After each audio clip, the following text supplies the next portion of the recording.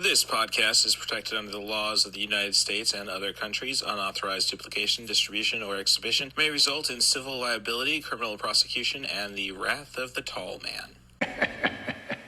Boy!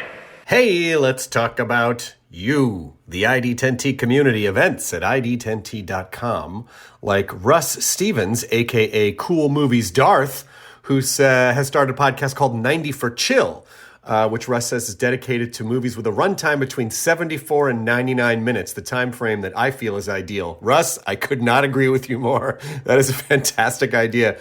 Russ goes on to say there are times you need a cinematic fix but don't have time for the latest Scorsese masterpiece or offering from a comic book universe. There's also times when you need a conclusion to prevent a binge costing you a whole night. My guests and I try to follow these guidelines as we chat up features that are definitely worth your time and are beyond easy to make time for. 90 for Chill, the podcast, can be found on all major podcast platforms at 90forchill.com, and that's spelling out 90, Ninety, 4 chill. So there you go. Thank you so much for sharing, Russ. Really great idea for a podcast. Events at ID10T.com for everyone else. Little Hand says it's time to rock and roll. Bring the noise. Thank you for checking out 90 for Chill, the podcast with Cat Bus Russ. This is your host, Cat Bus Russ.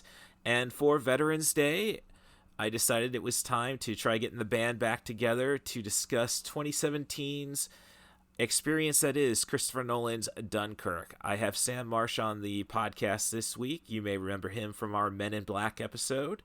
And this is really a discussion of, I would say how important being cinematic is, and if that's honestly the philosophy you should go with. I'm more of a story, subtle guy. Tarantino didn't go huge with direction, I'd say, until Kill Bill, that kind of thing. So is the cinematic experience essential for everything or just a few things? So that'll be the primary angle of the discussion, and I hope you enjoy.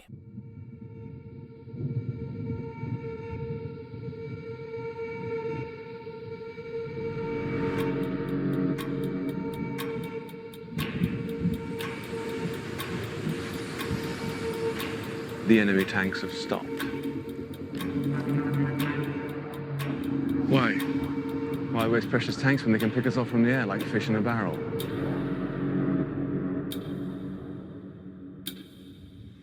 There are 400,000 men on this beach.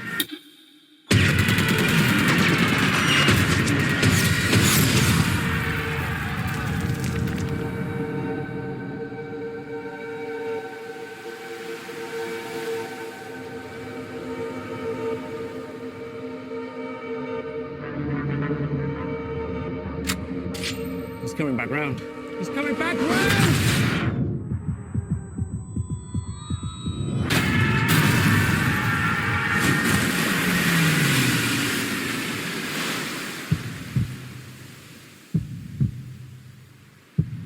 Where are we going? Dunkirk. I'm not going back. There's no hiding from this sun. We have a job to do. If we go there, we'll die.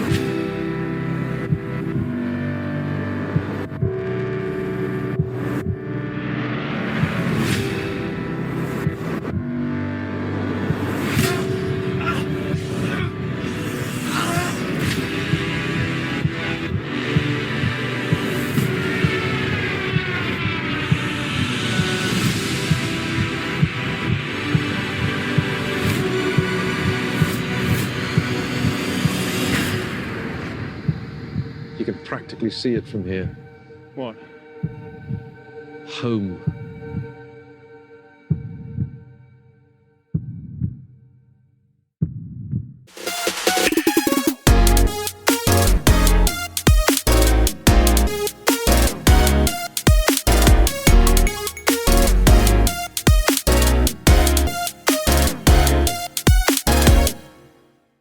They don't make it as easy as it was on Zoom at one point. Like, you had a red button, I guess for incrimination purpose. Right. I guess for incrimination purposes, they just know that the old rule, never hit the red button. So, sure. All right. Well, this is 90 for Chill, the podcast with Cat Bust Russ, and this, I guess, would be our Veterans Day episode. Um, I meant to do this film a while back, some miscommunications, but yeah, I guess they got to really work on that on Mastodon to create a better uh chat feature. But I digress there. So we are going to tackle Dunkirk from 2017, I believe. Christopher Nolan's follow-up, I guess you'd say, to Interstellar. And with me to go on this journey is Sam Marsh, who you may remember from our Men in Black episode. So this is a gentleman who knows spectacle, I suppose. Familiar with it at the very least. Hi. So anything new in your life, Sam? Because it really wasn't that long ago that we did Men in Black. Yeah, it was a couple months ago, I guess. Yeah. Not really. Same old, same old. Just working. I might have a creative effort I'm getting into. I don't know if it would be something I'd want to promote on a podcast like this, but if we do another one, I might have something to plug at that point. But this time it's just going to be just hanging out, just talking. All right. Oh, very cool. We all good. I mean, I'm a guy who grew up in a town with 4 strip clubs, so I appreciate a good tease. So Sure. all right. So let me hit play on the movie to try to give us an idea. So this is a movie. Well, I don't know. I would say with Christopher Nolan, he's he had quite a stretch for me, I guess. I did not see The Prestige. I think that was just bad timing, or everybody was trying to time things correctly, I suppose, because you had the Illusionist come out not too far after. Yeah, that was a weird kind of. It happens a lot. Those copycat sort of movies, right? And I think that was one of them. Yeah, I mean, 98 was a big year for that, with Deep Impact and Armageddon, and then you had Ants in a Bug Life. So, right. Yeah, so Christopher Nolan. I mean, I don't know, I go back and I don't really see too many of his movies in theater. I'm gonna be honest, and he'd probably tell me That's a I'm shame. not a good. Well, he's a pretty big cinematic director for sure. Right, and that's kind of my kind of a thing I have that I'm not not a fan of, especially when he was very much about, oh, you have to see Tenet in theaters, and I know that just didn't seem like, if I kind of knew what the movie was gonna be, that'd be different, but yeah. Tenet, I think, I haven't seen it, but I've heard it's one of his weaker movies. Right. Like the Dark Knight stuff was pretty good theater movie. I mean, Inception, I honestly haven't seen that one either. I need to see that one. Everyone has. Well, he does back up his statements, definitely at times. I would say Inception is something I wish I would have seen in theaters. Yeah. But I was not a fan of The Dark Knight. I'm not saying Heath Ledger wasn't excellent in it. I'm just saying that it really, one of those classic, like, you don't know what I guess it's just a curse of Batman, where the director doesn't know what Batman is. If you go back to Tim Burton, like, with a Batman who smiles as he detonates bombs on people and such. Yeah, I guess both of them missed the mark on either side. Right. Yeah. So, like, no meta-human concepts at all. It kind of like, and he just wasted, and The Dark Knight just wasted Harvey Dent.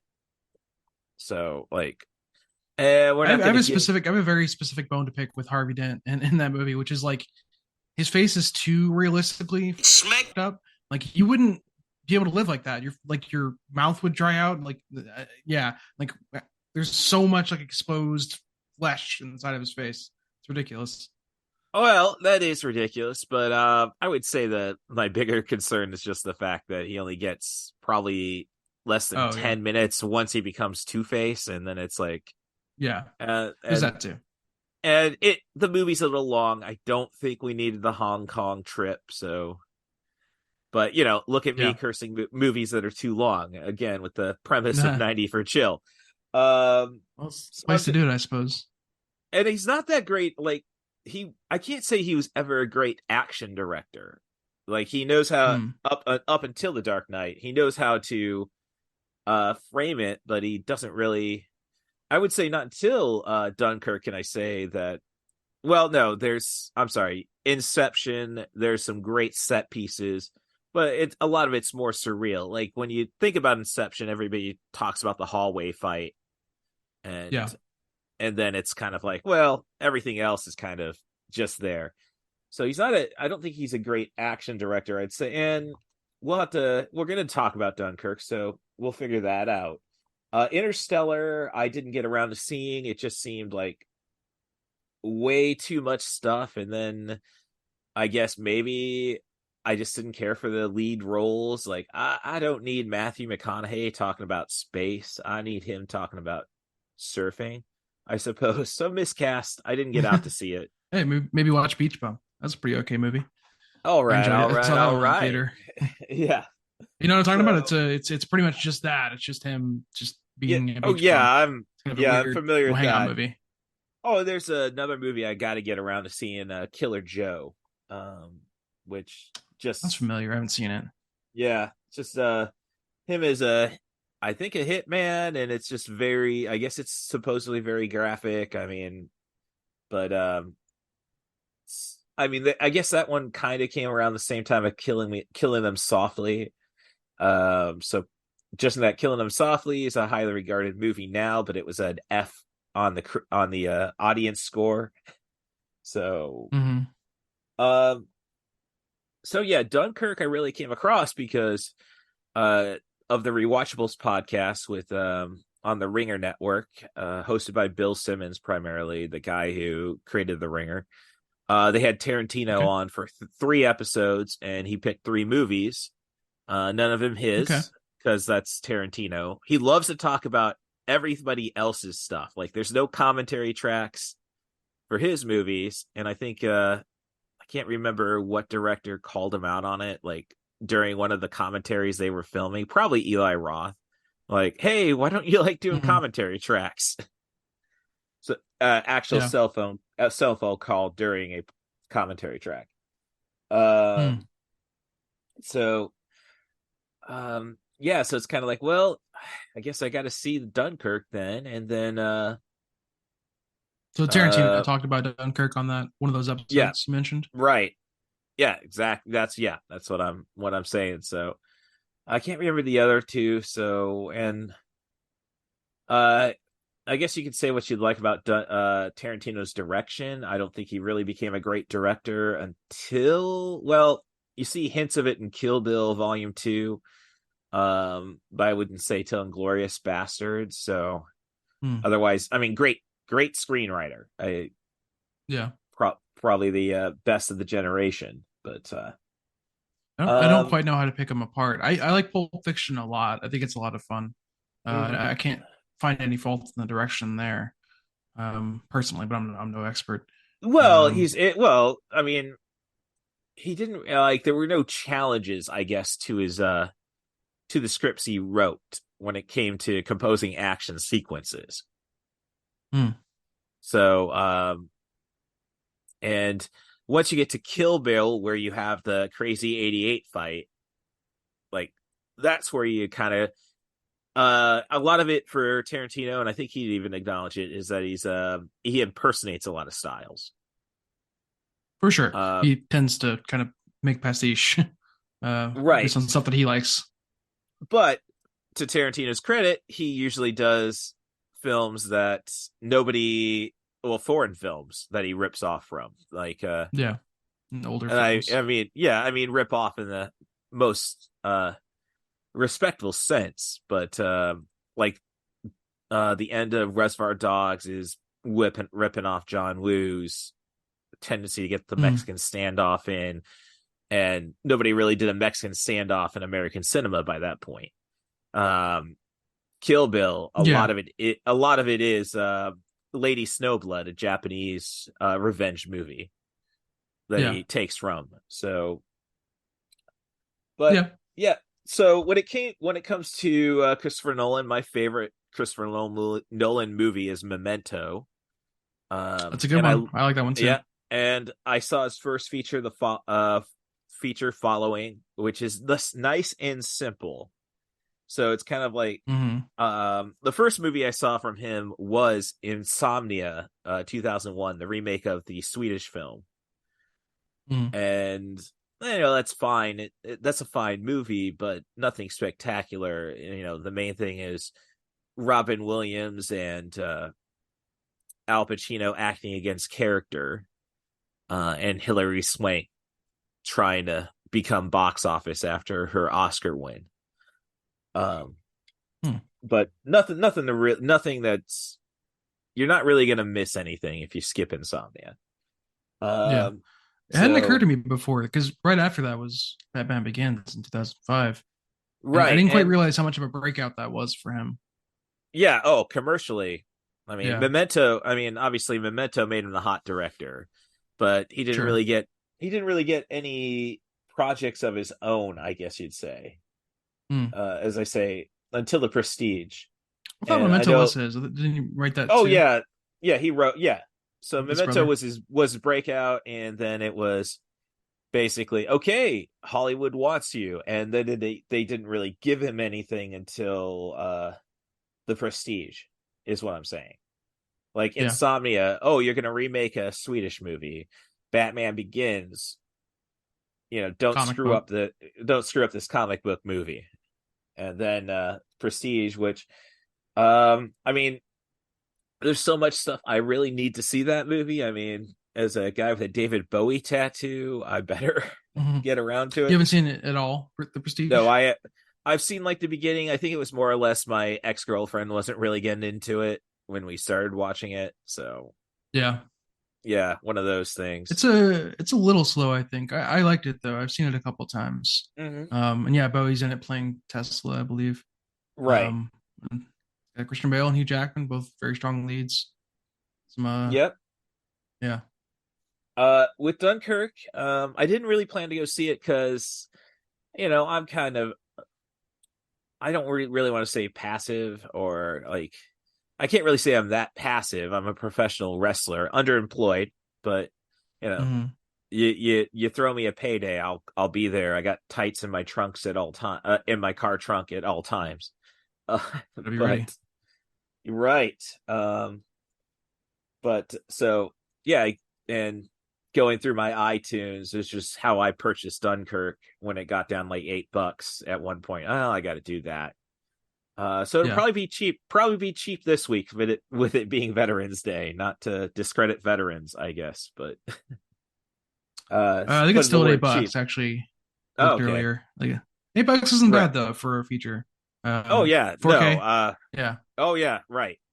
So I don't really know. I guess I was just killing time, and I ended up finally watching this movie, years after I purchased it, which that's I mean, at least digital movies are cheap. I own so many video games I haven't gotten around to playing. That's an entirely different mess. So this one, it's certainly less action packed than the Batman trilogy and other things. Even certainly Inception and maybe even the Prestige kind of. That one's not very action packed either. Well, I was gonna say like it's still a good theater movie because there's so much like music kind of ratcheting up tension and so many scenes. You see, my thing is, I wouldn't say it's the music. I'm just saying this is an experience. Like, it doesn't have to be grandiose action. Like, this is one I really wish I did see in theaters. As I say, I just didn't like. I'm not a big fan of like watching war movies just because I think we're glamorizing it in a sense. Like, oh yeah, let's this keep that continuously. No, it is not. But I mean. And the 80s was a good decade because we're bouncing off Vietnam, a war that we lost. But when you go back to World War II, the greatest generation bollocks and what have you, like this was the last great. I mean, hate to say it, World War II is the last great war. The only war I could say was justifiable in a sense. You had a genuinely evil guy in Hitler. Oh yeah, And he was one of the making greatest it bad guys ever. right. He was making it everybody's business. Yeah, you're gonna have to fight this Certainly. guy. It's not a group of Saudi terrorists based in Afghanistan, and then it's like, well, there's no country to fight, so or Kuwait, which I think was a good decision, but it was about liberating Kuwait, and then we left Saddam Hussein. So it wasn't so it ends up being an oil war. Same thing with the second Iraq war. Not to sorry, I'm going on a rant again. Veterans Day and I will admit I am not a history buff, so I can't really weigh in on that type of thing. I was hoping for the other guests to show up and be able to carry that a little better than I can, because he was a little more passionate about this movie, right? Well, John is was a history major, and he's also a veteran. So it'd be right. He had a lot of stuff to offer. We will get back. I talked to talking to him. It's like, okay, we'll get to a war movie marathon. Oh, there's plenty of them. Yeah. Yeah. And it's interesting though, the dynamic with veterans. Like my last episode I recorded was last weekend with Andrew TD, Couchman Bakes. Great TikTok if you're for stoners and stuff, but he served, I don't recall how long, and we got into a discussion about how I was I was in college when the trade centers got hit, and it's like, oh, we declare war in 2 days. I'll be like my grandfather and grandfathers, I suppose. That might be giving my mom's deadbeat dad a lot more credit, but regardless, it's like I would have enlisted, like that's my duty. But we took a month to lick our wounds, and then again, there wasn't really an enemy. I mean, right. Nothing that couldn't be solved with some drone strikes. But but he, I brought, I invited Andrew. Hey, you want to come on? And it's like, no, war's a little too real for him. So it's kind of interesting. And my dad's kind of the same way. He doesn't like doing war movies. Right. My dad's kind of the same way. I can't get him to watch anything violent. Well, he'll watch professional. Fair enough. Yeah. So I love the dynamics of people and how people take stuff. I mean, that could be a podcast on its own. I think about that a lot. Like, I think, what if I experienced some real violence? Would I be as okay, like, watching things and like playing games that have this stuff? Probably not. It's such an odd thing to pursue it, and then unless you see the real thing, and then less keen to experience that. So yeah, I haven't even really gotten around to my notes. Yeah. But yeah, but it's but what I was getting at is Dunkirk, and my dad did see Dunkirk in theater, so I think my mom actually. My mom's just a big Anglophile. She recently just got back from Elan a couple weekends ago, so this is kind of up her alley anyhow. But yeah, it's very English. Oh yes, definitely. But it's I mean, it doesn't have to be an action movie, because Nolan masterfully captures the experience. So it's not about on the 3 different action. Timelines, as he does. Right. Well, and we'll get there. But it's like it's not about action. It's just about the story. And you get some intense sequences. Right now, nothing too intense. Yeah. In my peripheral, we did have the bombing of the beach, but otherwise it's very sparse. You get shot out a little bit at the beginning, bomb the beach. There's a little bit of dogfighting, a little bit of shooting later, but it's pretty light. I do appreciate the Michael Caine cameo as one of the pilots, actually. Fortis leader. Right. And I'm a big mark for Tom Hardy. I think he's he makes decisions. He makes decisions with every performance. Always fun when he gets to wow out a little bit. Right. Less so in this, more so in Bronson and Venom. Yes, precisely. Fun performances. Right. And actually, Nolan hired him for Inception, not based on Bronson, which he thought he was. It was based off Rock and Rolla, the Guy Ritchie movie. Oh, yeah. Well, it's an interesting that's a fun one. It kind of deals with degrees of toxic masculinity, but sure, it's present in a lot of Guy Ritchie. Right, but Tom Hardy is I think Beautiful Bob, and the premise is guy he's going to go to prison, and like the night before he's going to go, our lead, I guess, would be Gerard Butler, is like, okay, we're gonna have fun. I got girls lined up and everything. Yeah, and we'll do whatever you like. Right? I don't want the girls. I just want to hang out with you. And I think that's probably lessening it, But basically, you find Gerard Butler just then finds out that Bobby is gay. Oh, okay. So it's like the awkward experience of like the guy, and then later on, I didn't realize the movie was about that. Oh no, it's not. It's honestly a cluster muck of a story, but yeah. Well, I didn't even know that was an element in that movie. I knew it was like Guy Ritchie. I knew, I think I knew that Gerard Butler was in it, but that's basically right. It. Right, your typical clever criminals, or so-called clever criminals just fumbling along, which is Lock, Stock, and Snatch. Yeah. So, but Idris Elba is in that movie as well, and he's like, "Dude, what's a bit like? You didn't know?"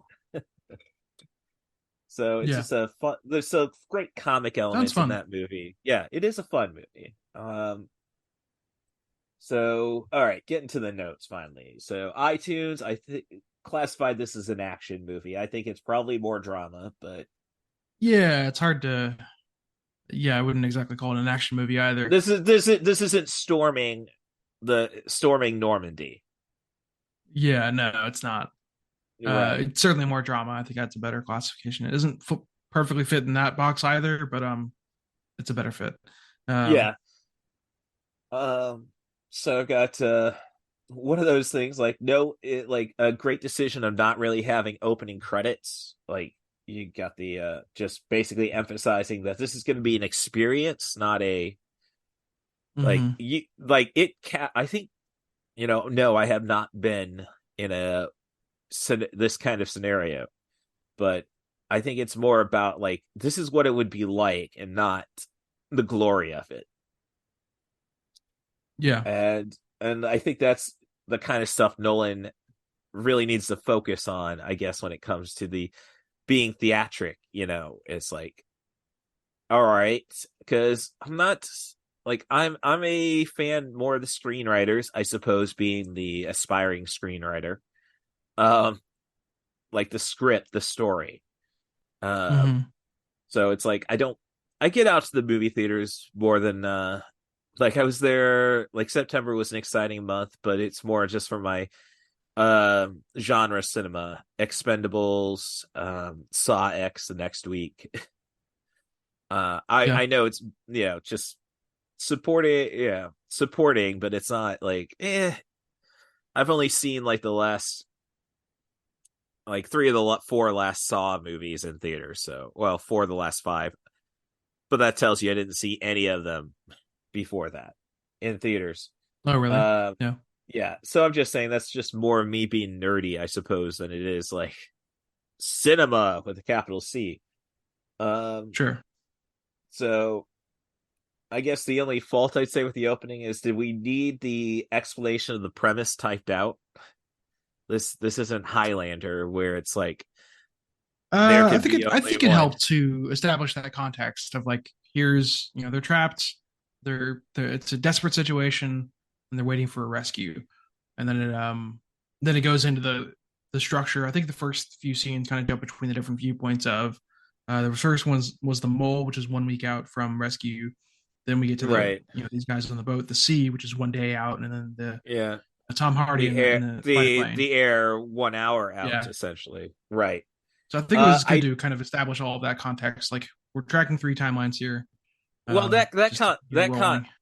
that context works. I'm just saying it's kind of like, oh, I mean, but from a history standpoint, this is something we should all, well, I don't know, as an Well, American, so but I am not a history buff. One of my okay. worst subjects in school, so I really didn't know anything about the situation before. Even after I saw it the first time, I didn't quite understand everything. I don't think. I'm just kind of a dummy when it comes to history. But Oh now no, no. having watched it a few times, getting ready to talk about it, I have a greater appreciation for it. So it's there for people like me. Uh, Okay. All right. As I say, when I think of that stuff, I think science fiction and, as I say, Highlander. yeah. It's like, I mean, So, it wasn't a Star Wars text crawl. It was well, a no, few but sentences, I think. right, but when I see a few sentences, that's more of Sean Connery narrating the text ahead of Yeah. Highlander. Um, Again, showing my nerd off there. Yeah. So I mean, I did have a note that the story, I guess, kind of falls apart on a little bit of rewatches because you just start nitpicking stuff, of course. Like, Frenchie is not a surprise by after a first watch. So, Yeah. uh, Well, the movie's uh, pretty quiet. I think the first time through, everyone's pretty quiet, so it's not that weird that he's not talking. And then mm, the scene where it's pointed out as odd, where maybe you first realize it is in that smaller boat later on, and then shortly after it's revealed, oh, he's French. yeah, Um, so yeah, I I like that fine, even on rewatches. okay. Um, I mean, it's a movie that should be watched. So, I mean, share it with your friends and see their surprise, I suppose, when Yeah, we find out that, might even appreciate it a little more second time around yeah, because you know that he's kind of trying to hide that. right, Yeah, get out of okay. there.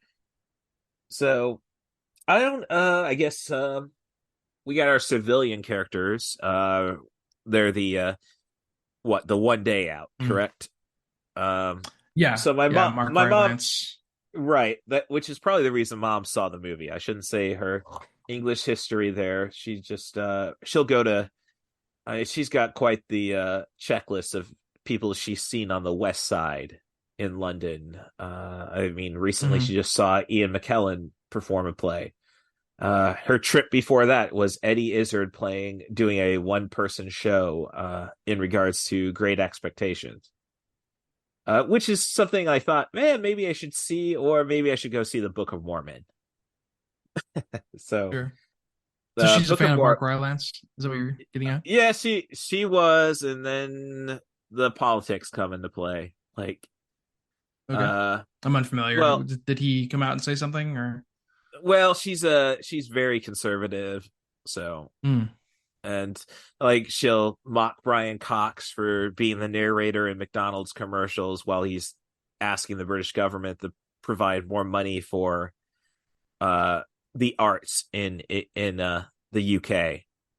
Like, oh, you'll take money, but you won't give it to the arts, and it's like, um, I mean, for me, it's Yeah, kind maybe of he like, does.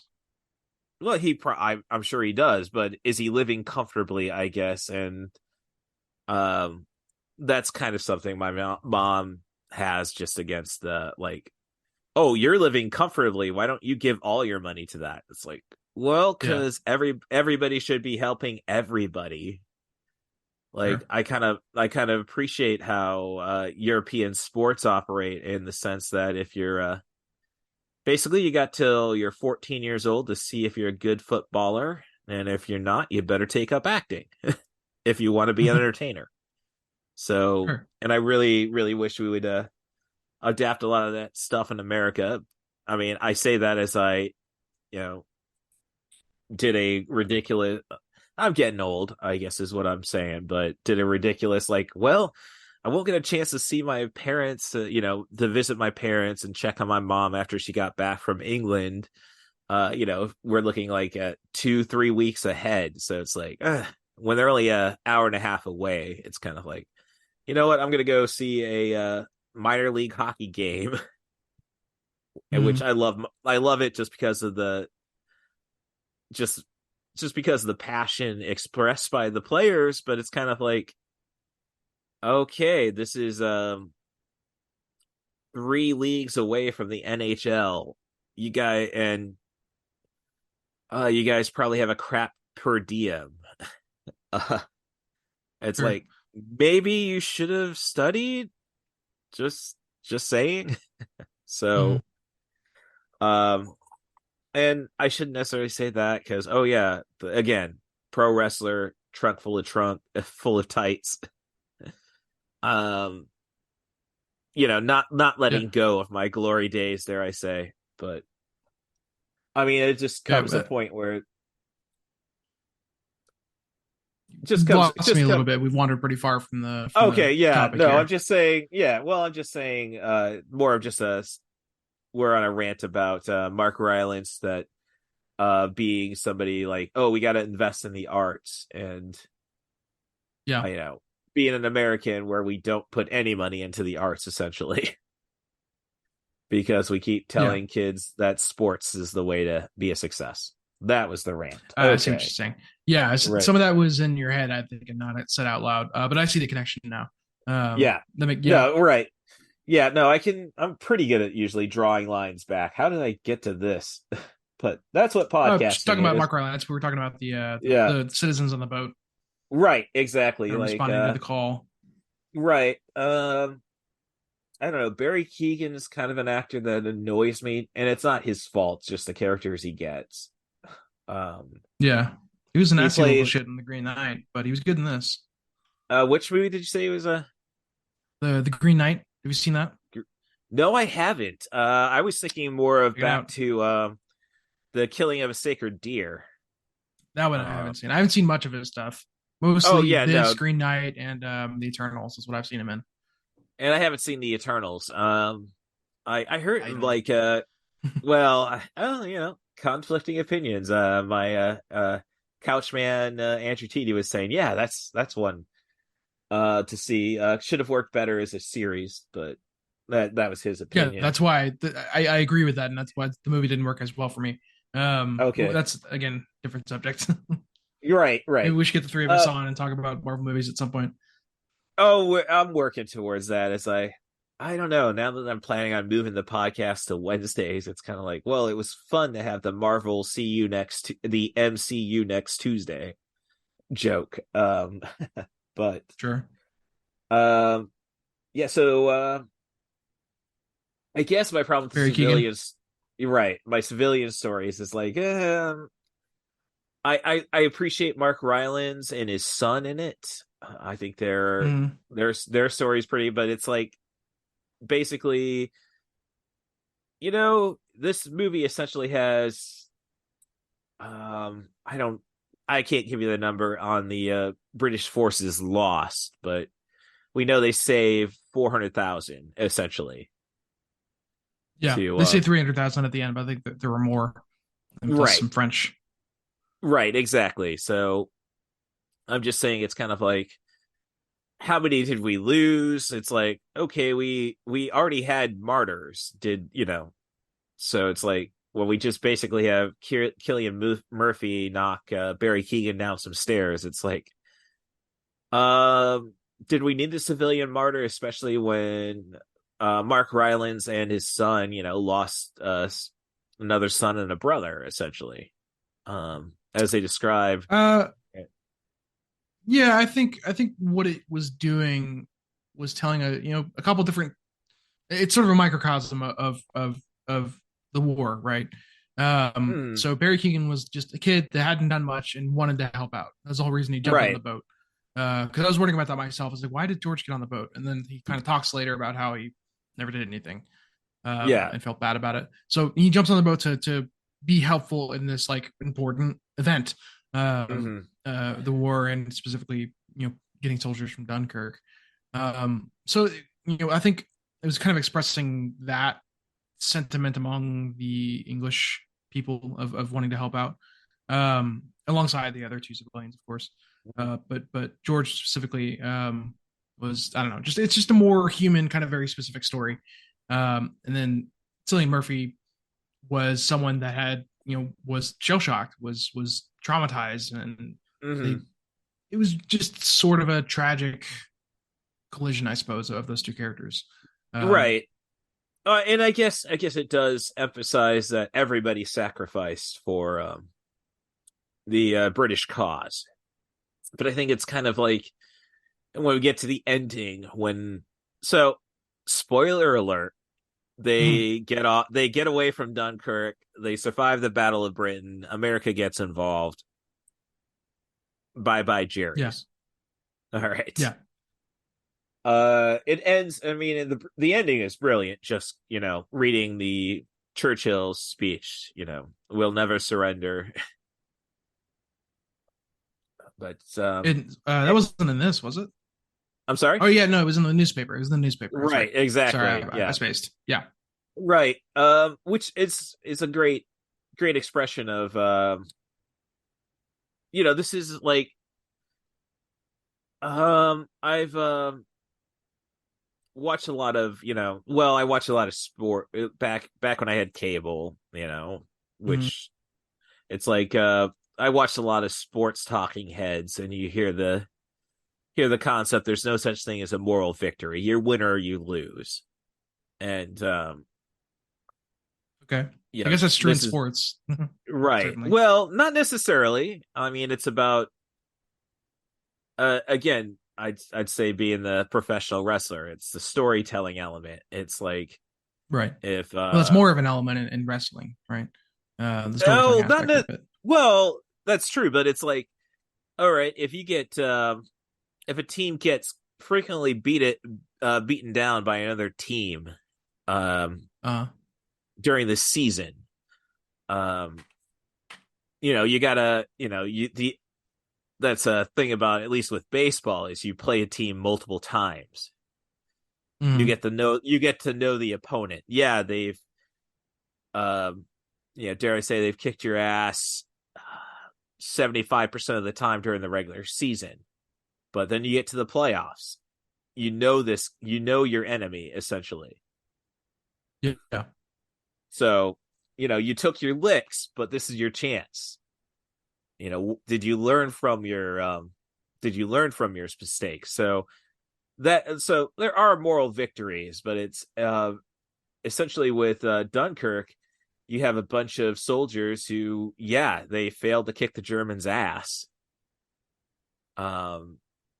Which I have to go back and regards and read a little more history on this. It's like, so did the I don't know if I'll just say it, I don't know if the Brits were like, okay, so the Germans are going to be coming from the north in Belgium, and obviously they're going to be coming from the eastern border with France. That's a lot of space to lose, essentially. So yeah, and then you're you mean like you want to look into the specific tactics of it of right? How you end up cornered in on the just across the let's see, I'd say when I was in England, 1999 graduation gift, it's like it wasn't a complicated stories, rich people's stories, I suppose. Give all my parents all the credit in the world for not raising me to act like a rich person. I just kind of could have come in handy to know. As I'm, in my single bed apartment. So it's kind of in a sense, it's just basically like, okay, we're over. The Channel trip may have been like, for me, not even going to Chicago. I live in central Illinois. I can get to Chicago, St. Louis, Indianapolis, all in under 3 hours. So just to give you some scope. So how small the channel really is, how small the channel is, I suppose is what I'm saying. So, yeah, I mean, it's just but actually, like, it would be great to have John being the history major on, just because, again, the tactics element of it. Um, Yeah. and there's so much stuff, you just don't get time to explain. Like, a day away, why are there only 3 fighters coming across? Well, because they were conserving. They even say that at some point in the movie. Yeah, Talking about only if it's having one destroyer at a time. Same with the planes. yeah, but it's a blink and you miss it scenario. And Yeah, then I mean, just then again you come back to the end where Air Force agent's out of his flight fatigue, his flight suit, and you got yeah, British servicemen. Where the hell were you? right. So, Yeah, because to I mean, them they weren't around. Like it's from their perspective, they right, just kind of abandoned them. But it was truly exactly. the No, orders they were you're right. given. You're playing a long game, and the entire ending where you have the guy acting. So I kind of, it's tough to get the actors straight when Harry Styles in the movie, obviously, but Yeah, Harry Styles, Finn Whitehead is the English guy. We're followed from the beginning. The French guy, okay, I don't know him.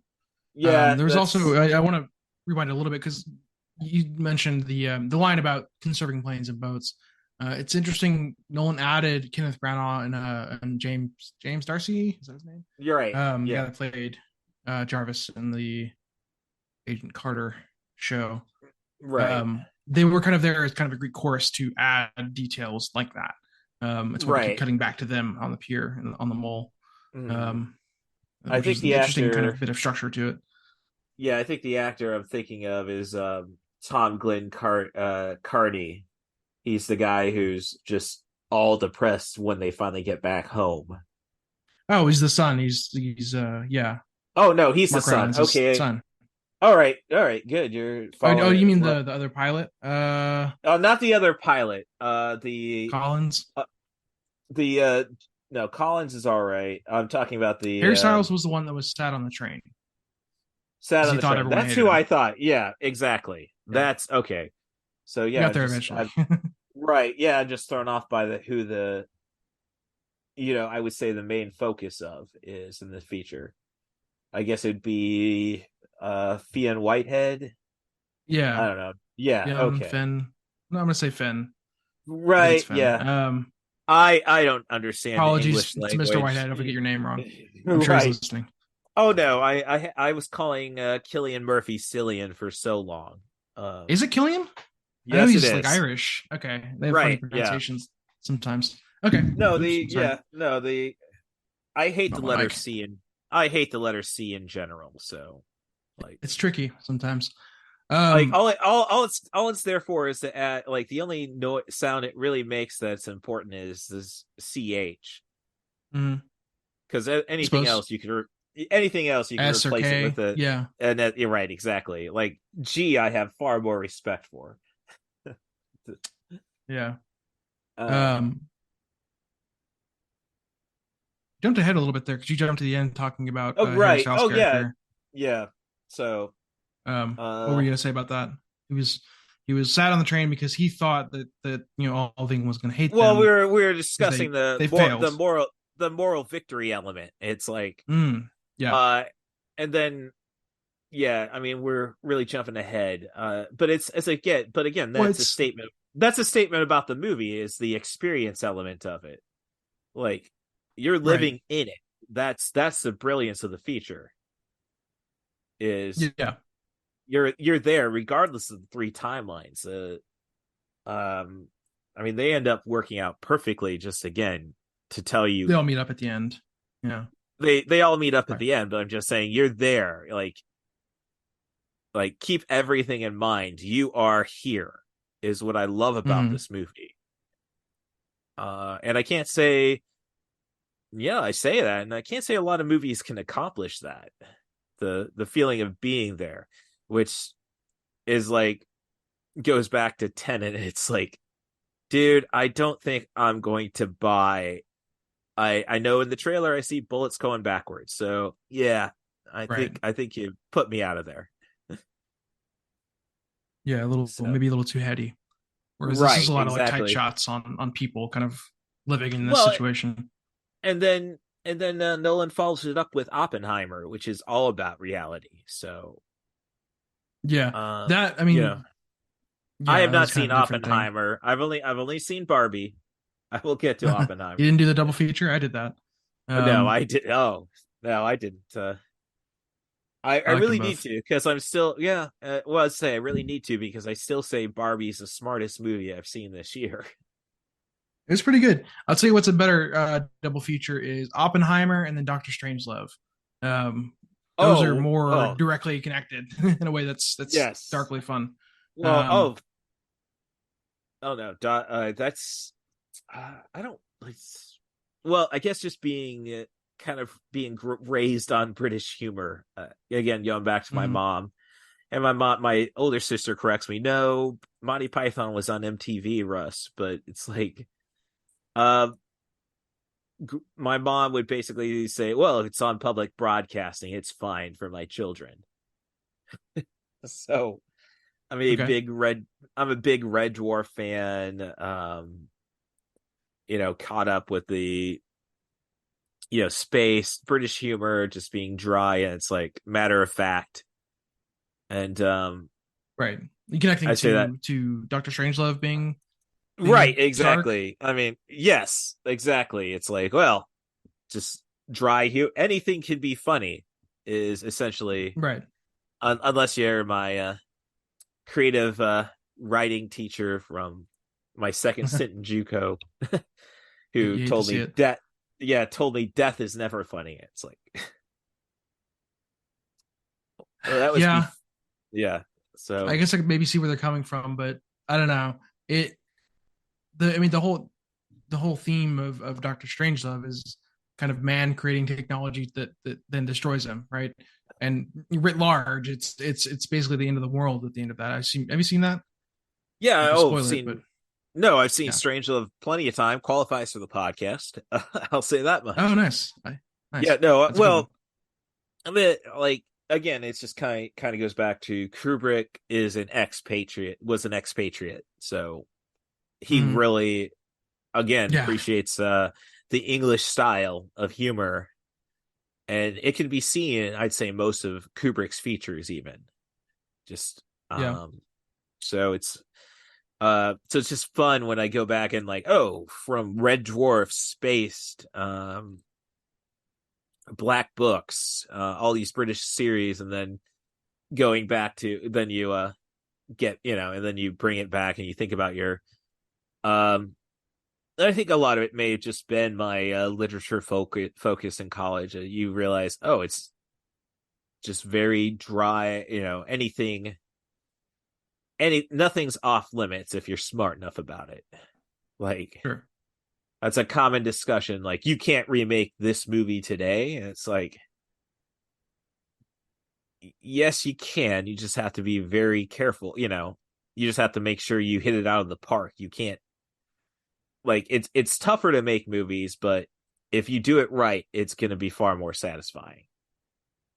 Yeah, Is yeah. right. I think So we got there from talking about Oppenheimer. I don't know if you were saying anything else yeah, about that. right. Oh no, I was saying like I got to see Oppenheimer going on Nolan being so great and nailing this experience, and then his next movie was Tenet, and yeah, nobody's going to relate to the experience, and then you go to Oppenheimer where it's history and the most important history of the 20th century, dare I say, since Yeah, we pretty big deal. and hell, we're still living with a guy with a crazy person in Russia who still has bombs. So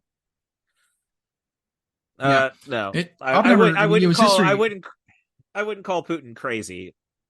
Not well, Mm, wouldn't I wouldn't yeah, offer him many insults, like misguided sure. maybe, but just because just in case I live in a college town, who knows, there might be a Russian sleeper agent. Sure. I was gonna say about Oppenheimer. It's history, but it's a pretty personal perspective, kind of following the man himself, and getting into his personal life a bit and how that Right, I impacted the making the bomb and the fallout from that. Not to no pun intended, but all the it was what was it called? The trials he went through after. Right, he was suspected him of being a communist. a communist. Yeah. So Yeah. precise. Yeah. So I mean, it's just something we.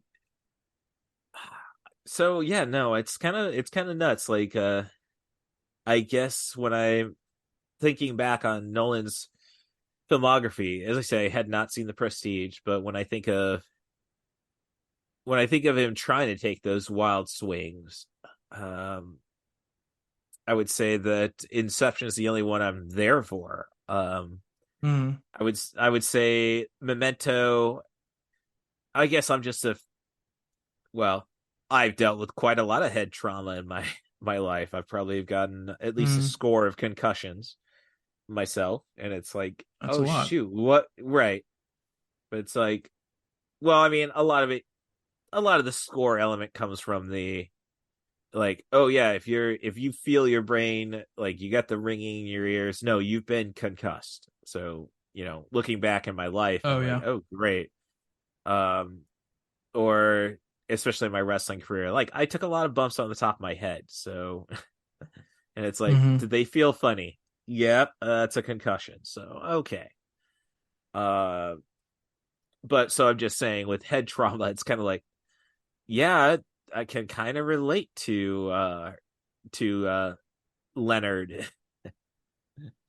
Yeah. and trying to wonder if his mind is where it's at or not. And Interstellar, I think, kind of plays along. Not Interstellar, sorry, Inception kind of plays along with that, since it's kind of like, well, what's reality? I don't know if you can Yeah. say the same thing about Interstellar, which is science fiction. It is science fiction, and then it's kind of like the anti-Martian, if I'm correct. Yeah, it gets a little. The Martian was very. It certainly tried very hard to be realistic, and I think it was praised for that aspect. Interstellar was a little more out there. Well, I bring that up just because I thought I thought Matt Damon's in Interstellar, and it was basically like him sending out a false SOS to try getting saved or something. Or maybe it wasn't Matt Damon. Yeah, Matt Damon was in it, and there was something Yeah, like that. But it's been a while since I've seen that one, right, so it's hard for me and to comment on it. again, it comes down to enjoying short movies, I suppose. And this movie's not even That's a 100 longer minutes. one, isn't? Right. Yeah. Exactly. So That's hour 46. Doesn't pass that by too much. well, I'm just saying, I wouldn't be talking about it if, and that's just a weird thing about credits today. Is like, credits back in the day, long credits were like solely for hand-drawn animated movies. And now there's so many people working in CG, they get their credits at the end of the movie. Yeah. Like, and so this, like, I'm, watching this movie, and it's like, all right, does the narrative end at the before the 100-minute mark? And yes, it does. So Yeah. I'm sorry that 90 for Chill, the podcast, discredits everybody. Like, I watch the credits of every movie. I'm there at the end of the, in the movie theater until it ends. Yeah. But it's like, did I really need to sit through all those credits? So no, you probably didn't sorry absorb much of it. Right, but I'm just saying, sorry that 90 for Chill, the podcast, discredits every single Korean animator who worked on Puss in Boots. That's great. Yeah. Yeah, I mean, it's kind of impossible to absorb all of that. I never really hang out in the theater watching the credits. Whenever I watch something at home, I usually am like enjoying the music enough that I'll just keep it rolling and look at Discord or something while it plays. That's what what happened at during the Disney Renaissance with starting with The Little Mermaid, is like, oh no, we want to hear Under the Sea again. Yeah, I heard okay, I want the songs. Yeah, I'm just saying, I want to take a piss, so I'll wait for you. Yeah, so it's honestly, this is like, my last note I've got is just like, was this a German failure or a British victory? It's like,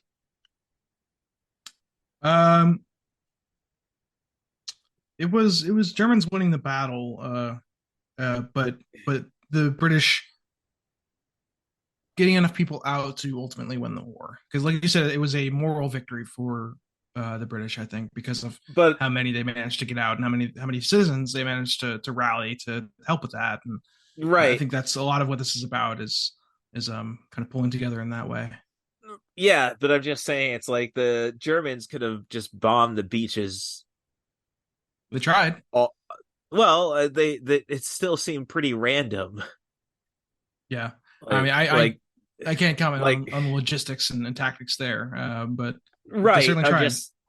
I mean, you had them all on the beach by that point. Like Hmm. not to say shooting fish in a barrel, Right. but They got some of them. yes.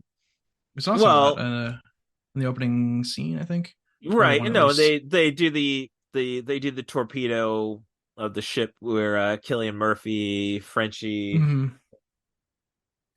were Killian on. wasn't on that ship. I don't think. I think he was on another, right? Or was he? No, He was because on a he was lifeboat on. that they tried to swim to after. Right. Yeah, I'm just saying it's more or less like. I mean, I understand reserving resources, but you have your enemy cornered. Yeah. Like, I would have considered probably bombing Britain by that point. Like, I mean, and if you watch enough YouTube videos about World War II, Hitler was an idiot. Sure. Yeah. Never, I don't mean to defend I him as a tactician. Uh, no, but I would go back to say, actually back to my trip to London, to England in '99. My we did a trip up to Windsor Castle and we passed through Oxford, so I got to see the campus there. mhm. And the tour guide was basically saying like Hitler loved Oxford, thought it was so beautiful that's where he wanted to relocate, so he didn't bomb it. Sure. So That I mean makes that's the sense. kind of right, but I'm just saying that's the kind of arrogance like I Yeah. It thinks you visited could win without that, I guess. right. I visited visited Paris, and people, when you compare it to London, Paris is all pretty much intact because the French stereotype, dare I say. Um they didn't like, Yeah. oh shoot, we're not going to be able to beat the Germans. Let's just raise our hands. Oh, While the surrender kind of meme. right, exactly. While in London, it's you get a lot of Victorian buildings still, and then you get this modern thing, and then they basically say, "Well, we're not going to tear anything down, but if it gets destroyed, Yeah. we're going to build something new." Rebuild. And you're right. And with that said, London could look pretty tacky in that element. Like, um, I don't Yeah. know. Maybe it's again I being suppose. a right. Well, and again being a kid who's a Cubs fan, and you go up to Wrigleyville, and everything is, at least until the new ownership got in there, it's like everything looks like old Chicago. What you would think Chicago looked like in, dare I say, Prohibition era. And now it's like, oh, Hmm. I don't need all this gentrification. We didn't need it. The richer people lived up here anyhow. And, it now it looks like, oh great, now it's just an eyesore in a oh you know so that's just something, history and what have you. I guess more of a discredit to Americans, dare I say, for like, oh no, we can always do it better. um Yeah. and then then watching movies like I Heart Huckabees, it's like, or you could well, no, like, oh no, you should do it, politics, what have you. Uh, yeah, so I guess, I mean, I'm through my notes because this again, it's an experience. This is a movie that I think everybody should watch if you can catch it at a 35 millimeter, 70 millimeter. Obviously, would be ideal. Um, Yeah. I don't know if they're still showing it in theaters. I suppose they might for no, Memorial I Day mean or it's whatever. Veterans Day. I'd say it's more of just well, I haven't checked the schedules of the like theaters are weird right now. Like I moved down Yeah. to I moved down to Champaign Urbana looking for a more from Peoria, Illinois, for a more liberal place. And we Mm, used to have like we've got a nice theater called the Virginia Theater, which I think the Park District technically owns, so it's going to get its money. But there was a co-op theater called the Art Theater, and I mm, guess it was the oldest co-op in the country, and it didn't make it past the pandemic because I guess they needed yeah, $25,000 for upgrades. And but they would show yeah, stuff like they would show a lot of like older movies, like yeah. Well, this and isn't very old, but it's old. It's not in theaters anymore. Um, right. Well, no, I mean this is a 6-year-old movie, so there's obviously movie cinemas I think are probably making more money on nostalgia right now than they are on new movies, which is a sad state of affairs. maybe. But Yeah, I wouldn't be surprised to see this maybe a little bit at Alamo Draft House. They often oh, do events precisely for yeah, right. Well, I'm just saying there's Fathom events at certain theaters. yeah, yeah. Um, There's that. Yeah, that's more widespread. Alamo does their own sort of like they'll do like Saturday morning cartoon events where you can get like cereal and stuff and just all kinds of things. well, Um, I think the Alamo Draft House. I thought that was a lot of Tarantino investment in there or something. did he invest in the company? You mean? Yeah, Maybe. yeah. No, I'm just wikiing him right now. Uh, 1997 in Austin, Texas. So that's Robert Rodriguez, obviously. Um, Yeah, I don't know if he was involved in the company. Um, but the point is, that they're a little they're pretty commercial, but they are also somewhat art house in the sense that they will do foreign films and right. I saw like a showing of Oscar nominated shorts at an Alamo Draft House once. They do all kinds of they might do like a Veterans Day showing of various military movies. I don't know if they would do this one. This one's it's kind of unique. Well, you're But right. maybe.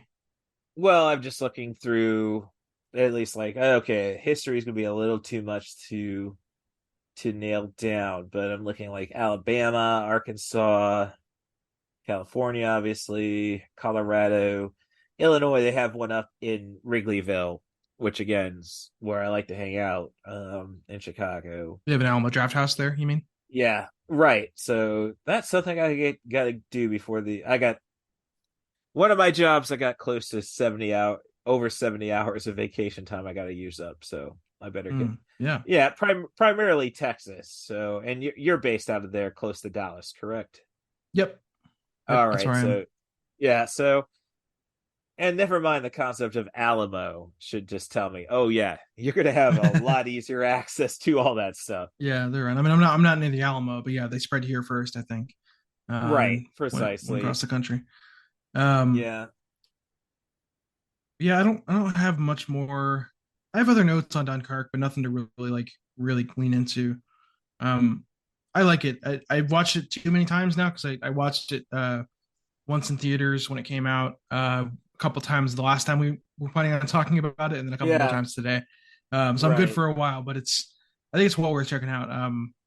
Hmm. It's kind of slow, but also Nolan and I guess Hans Zimmer do a good job of kind of ratcheting tension in Oh, various scenes in different ways. oh no, this is the most subtle. I would that's another thing to say about soundtrack. It's one of the most subtle soundtracks, honestly. Mm, It creeps up on you. It's never loud and yeah, boisterous. It's like yeah, so yeah, it might certainly. yeah, so I'm just gonna go and take a look. Won 3 Oscars of well, let's see. I did it. I Yeah, always forget to look at yeah. awards, So right, yeah, getting it to load. All right, accolades. Yep, awards. Okay, Oscar winner, best film editing, definitely. Nominee, music written for Zimmer. Yep. Sound editing, definitely. And sound mixing Uh, as well. yeah. Well, let's see. See the two two wins, three more. Oh, three more The Academy nominations. Awards. Yeah, Academy Yeah. Awards were it won sound editing, and mixing, Best sound and sound mixing. Yeah. So yeah, no, so it recognized all the technical elements of it, and I guess again, just being the experience element, you're not going to get an acting award out of it, sadly. But yeah. There's not a whole lot to it. I enjoyed all the performances. I think everyone did oh great. yes, Ryland's is excellent. Mhm. Hardy is great, and there's just not enough dialogue for your people on the beach. Yeah, you get the most out of Mark Rylance and company. Yeah.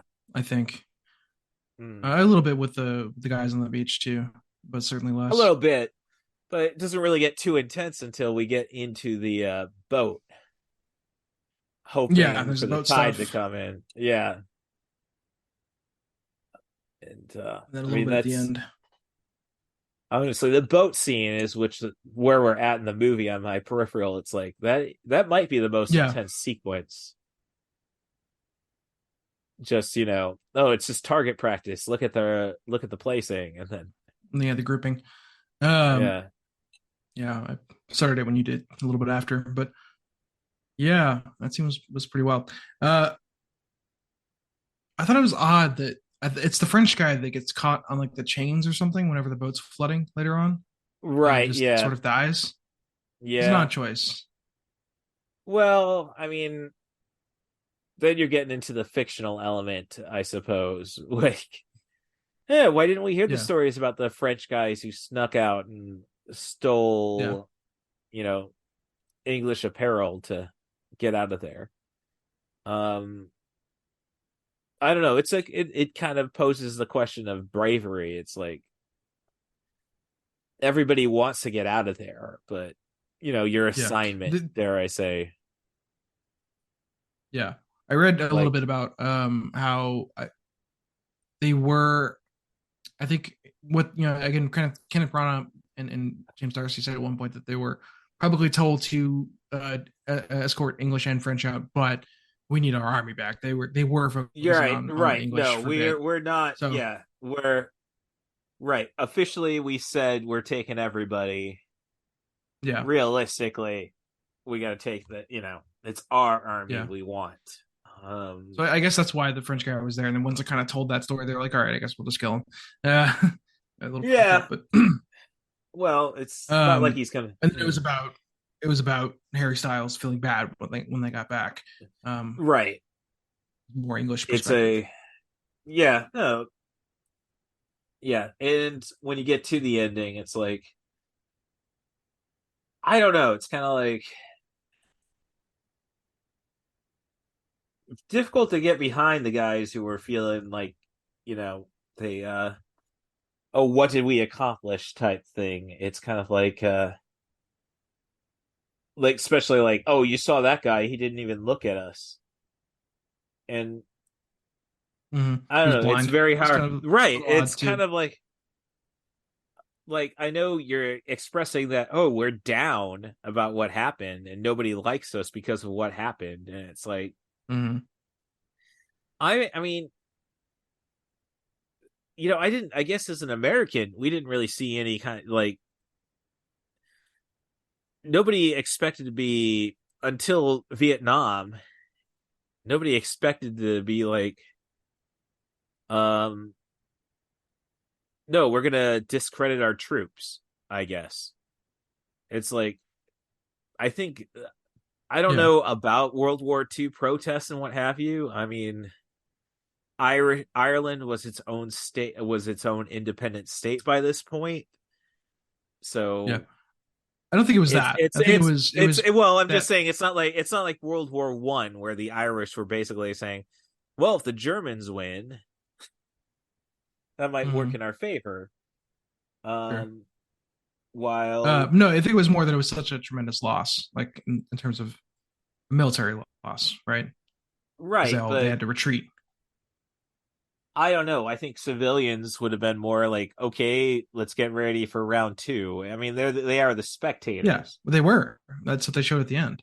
But Yeah. the soldiers apparently, if the story is to be believed here, didn't feel that way. They felt bad about having to run away, which is yeah, Well, I get no, and I that. respect. I was I guess going back to my high school wrestling, I was uh, like I didn't make the varsity team my freshman year, and we had a hell of a team, so I don't necessarily think down on myself. The next year, oh, I get to wrestle on the varsity team, but it was basically, yeah, you're here to fill up the holes in our lineup. Sure. So I got beat a lot. 9-25, I think was my record. To my credit, never pinned. Okay. But which I do get some praise for, like, oh, you never gave up all 6 points, just 5, Mhm. when the referee had to stop the match because you were getting your ass kicked too much. But I guess another controversy about this, and it came obviously in our, and I don't want to discredit the concept of politically correct society, but like, we don't get much time to enjoy anything before somebody takes a piss out of it. Yeah. So the historical accuracy. So I mean, I'm on Wiki. So obviously the Germans didn't paint their ships with their planes with the yellow until later in the war. Um, so that's just an effect, so you can tell who's in the dogfight. Um, Yeah. I think I I think don't know if that's political. All right. Well, what'd you say? I don't know. but That's just well, kind of what a detail they got wrong. yeah, right. Well, no, no. Well, you say a detail I got wrong, and I said, well, no. When you again, I think like, yes, it's a great experience, and that's how you would see a dogfight, not really knowing who's who, but to take the time to label it for us in the flight scenario. Yeah. Um, Visual stuff like that is helpful you're in a right. movie. Yeah, and I know that there were issues with the lack of credit towards the Indian and I think Canadian forces in this, um, because of the Oh yeah. colonialism. Involved? Yeah. Yeah. So let's see. I'm just I got can see that. my yeah. So It was this pretty is focused on the British and a little bit of the French experience. right. I feel like that's reasonable to tighten up on that. It Yeah. wasn't meant I to mean, be so holistic, I don't no, think. it's a narrative, and there's only so much you Yeah. can tell. Like, Right. um, and maybe a lack of notable Indian actors. Dare I say? Like, how much do we expect Dev Patel to do? I I'm don't just know. being I'm just being humorous there, but Hmm. um, so it's yeah. So all right, let me take some other looks around, see what's going on. So yeah, honestly, it's a nice little tight podcast. I mean, yeah, just but as I say, that I guess that's just it. Like, my thing about this movie is, like, this is an experience, and you really don't get enough of those, I'd say, in cinema. And Yeah. like, we're like, let's just be real. Like, all right, a Marvel movie can look awesome, you know, and I'm the type who will sit like 3 rows back, IMAX opening night on the Star Wars movie. So I want to be Hmm. engulfed, but um there's so many Marvel movies, it's tough to catch them all in theaters. So Yeah, they're um really cranking them out now. oh, exactly. So I still got to get to Guardians 3 and Quantumania, just because of, oh, those are Avenger movies essentially. Yeah. Um so I mean, I hear nothing but great things about Shang-Chi, and That's a good one. again, differing opinions on how Eternals got it right or wrong. So, um, But what I'm just saying is, like, we don't get a chance to go out to the movie theaters a lot, as much as we'd hoped to. I mean, I'm not dating anybody, so I don't have the excuse, I suppose, right now. Like, Yeah. oh, what are we gonna do this weekend? Oh shit, movie. Yeah, it does help. Yeah. Um, but this is like rarely do you get true experiences like this. Would have been awesome in IMAX. And Yeah. let's be forthcoming. Nothing is ever shot in IMAX because it's way too expensive. But I think this was shot in 70 millimeter, which I don't know if that's the IMAX format or. No, IMAX is something like nobody's shot an entire feature in IMAX. I think the biggest is 30 minutes. It's very expensive. Right. Yeah. So, and let's just face it, I don't think there's going to be a demand for IMAX, sadly. I work in an electronics store that's not going to sell physical media after, at least when it comes to features and television after the holiday season. So, no, we are stapled to our streaming services, sadly. But it is just great to see that there are reasons to go out to the cinema, and you're going to regret it if you don't. And I don't want to say I have a lot of regrets in my life, and usually I like to say they're more significant. But yeah, no, not seeing Dunkirk in theaters, that is going to be a regret. I think Oppenheimer was a good one too to check out in theaters. Right. I got shoot. It's like I got when.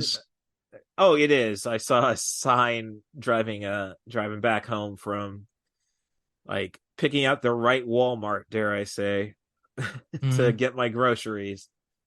Yeah, I'm going 10 minutes out of my way, but sure. I know they're gonna have those chicken wings I like.